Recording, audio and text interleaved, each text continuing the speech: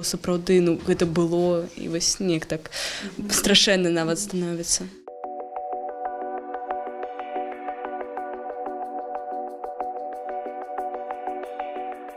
Мы просто об'яднали всю историю, показали. Открытие, оборона, разумеете. Мой прадед там ляжыць у Курапатах.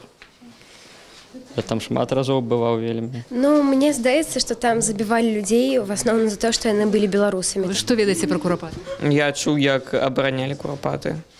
Актывісты з Дміцер Дашкевіча ў гэтым годзе. Трэба заўсёды памятаць, таму што каб проста гэта больш не адбывалася. Калі быў лагер, вось гэта абарончы, я памятаю Дашкевіч, калі арганізоўваў.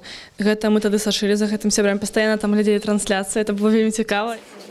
Заязджалі сюды вядомыя людзі, як прэзідэнты Польшы альбо ЗША, і гэта таксама нейкі гонар.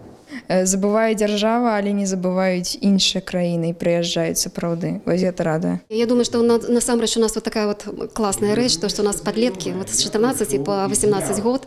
И вот гэта вот той узрост, вот калі вот яны умеюць, гэта яны вельмі пра свае пачуцці все гэта пропускаюць. І мне здаецца, што вот гэта вот якраз таки та самая глеба, вот якую трэба вот закладаць вот гэтай зернятачкі. А наша галоўная задача, каб это ўсё засталось у іхным сэрцы, і каб яны это панеслі ў гэтым сэрцы на ўсё сваё жыццё.